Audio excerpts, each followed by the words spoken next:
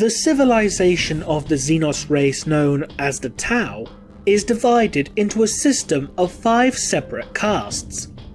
Each of these 5 castes fulfills a specific role within Tau society. The Earth caste are Tau society's engineers and scientists. The Water caste are merchants and diplomats. The Air caste are pilots and messengers. And the Fire caste are the military strength of the Tau Empire. All of these castes and Tau society as a whole are ruled over by the mysterious 5th caste known as the Ethereal Caste. The Ethereal Caste are, essentially, the Tau equivalent to royalty and a priesthood, with Tau from the other castes deferring to their every will, while viewing them with an almost mystical awe. The origins of the Ethereal Caste are somewhat of a mystery. The other 4 castes are all descended from separate species of Tau, the Fire caste being large and muscular plains hunters, and the Air caste having developed membranes between their limbs to allow them to glide, for example. During a period of Tau history known as the Mon Tau, these separate species of Tau fought one another in a great global spanning conflict of interspecial wars. These conflicts only ceased with the unexpected arrival of the Ethereals, who uttered a single command that ended the entire conflict. How the Ethereals maintain their control over the rest of the Tau race is unclear. Some have speculated that the Ethereals emit pheromones that pacify other Tau, bending them to their will using the diamond-shaped organ that is unique to the Ethereal caste situated within their forehead. Initially, this organ seems identical to an organ found within another Xenos species, known as the Quills. The Quills are a sentient insectoid species that is located within the segmentum Pacificus. The Quill queens feature a similar crystalline organ that is used for the production of pheromones, which are then used to control the lesser members of the hive. Due to the fact that the Tau and the Quill evolved on different worlds and share no other similarities in their biology, has led some to speculate that the members of the Tau Ethereal Caste were engineered by another race by utilizing Quill DNA. Some have hypothesized that the Ethereals were created by the Eldari or possibly the Drukari, due to the Quill stating that they were saved from a species-wide pandemic, hinted at being a disease spread by cultists of the Chaos God Nurgle, by a race simply known as the Pointy Ears, strongly implied to be the Eldari or Drukari due to one of their most prominent features being their pointed elf-like ears.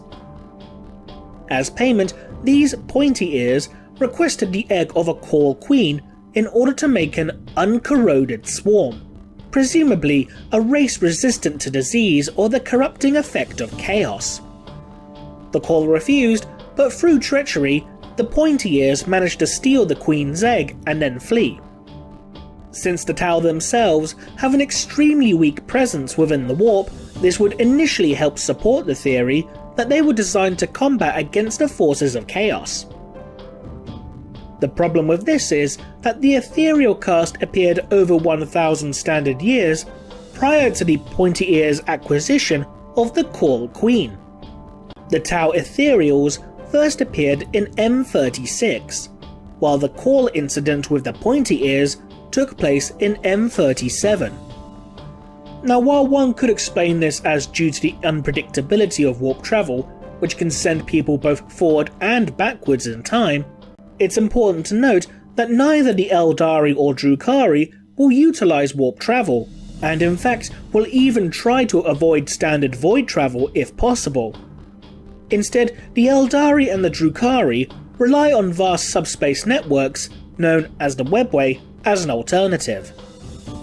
Secondly, there is the fact that the Eldari and the Drukari have never made any suggestion of crafting or guiding the evolution of the Tau race or any other race within the past.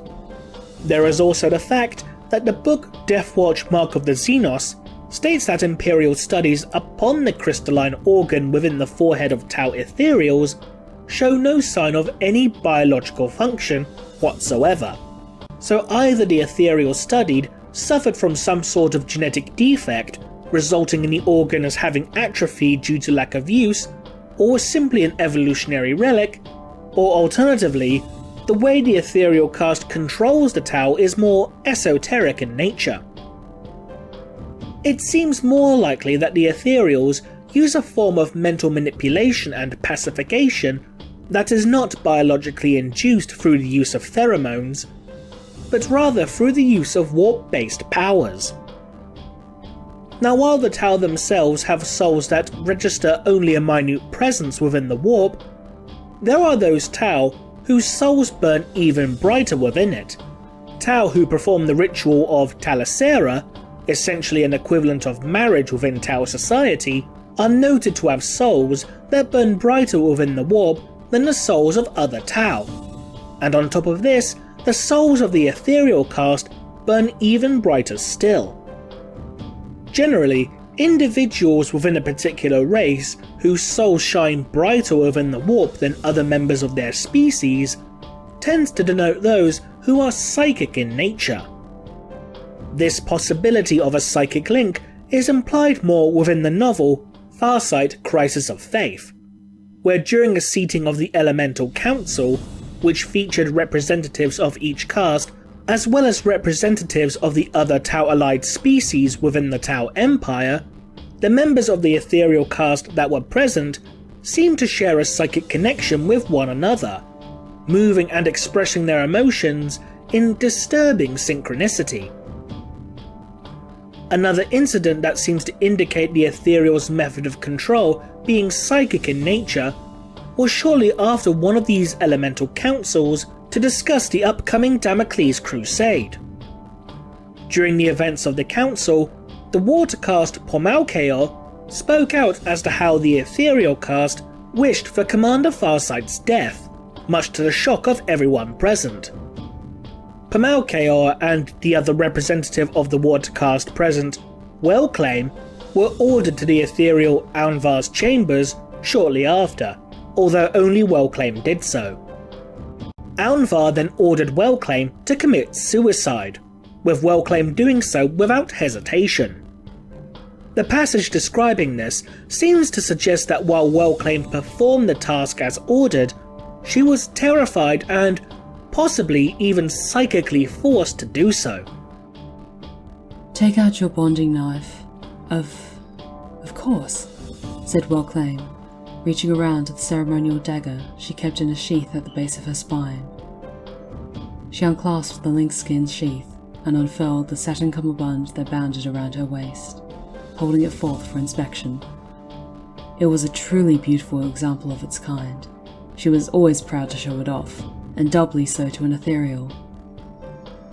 "Now, take the bonding knife out of its sheath." Wordlessly she did so. The metal blade slid from its housing with a soft hiss. Something burned behind her eyes, in her throat, in her guts, making it hard to think. "Now kill yourself." Wellclaim reversed the knife in her hands and stabbed herself in the chest as hard as she could, burying the knife up to the hilt of her own heart. Eyes wide, she gasped out a welling glut of blood, toppled over, and spasmed her last. There is also the fact that when the Tau first encountered Chaos Demons en masse upon the world of Arthas Moloch, the demons were drawn to the Ethereals accompanying the forces of Commander Farsight. Only when all the Ethereals were slain did the demons turn their full attention to the remainder of the Fire Caste. This strengthens the possibility of the Ethereals being Psykers, for demons are instinctively drawn to Psykers due to them forming a bridge between the warp and the material realm, and the fact that their souls are so bright that they eclipse the souls of others nearby. Following the battle on Arthas Moloch, Farsight came to the realization that the Ethereal Caste themselves knew of the warp and its dangers, and had deliberately kept such information hidden from the rest of Tau society. He believed that the Ethereals had been employing some sinister means to control the Tau race, as opposed to simple wisdom and charisma, especially when Farsight began to remember instances where obedience to the Ethereals had been taken to illogical and foolish extremes. All of this led to Farsight splitting off from the Tau Empire and establishing a separate Tau society known as the Farsight Enclaves, severing all contact with the Ethereal Caste of the Greater Tau Empire. With all this in mind, could the crystalline organ that the Ethereals possess in fact be used to channel warp energy to make them subtle psychers? It's entirely possible. The Ethereals seem to have psychic capability to make lesser Tau commit acts that they would normally not do beyond the simple following of orders. Not only this, but there are documented cases of Tau coming in contact with warp entities to the point of even suffering from demonic possession, such as poor Malkaor of the Water Caste, who became possessed by a demon of Tzeentch. The question is, did the Ethereal Caste evolve this ability naturally, or did they make a bargain with an entity within the warp, perhaps in exchange of the souls of the Tau under their control? While the weak souls of Tau may seem not worth the attention of a warp predator, one must remember that a creature as large as a whale can subsist entirely off of shoals of diminutive krill. Such a scenario could also happen within the warp, a minor god who devours weaker souls en masse to satisfy its hunger. What do you think? Are the Ethereal psychers, or do they control the Tau in other ways? Leave a comment below, and thanks for watching.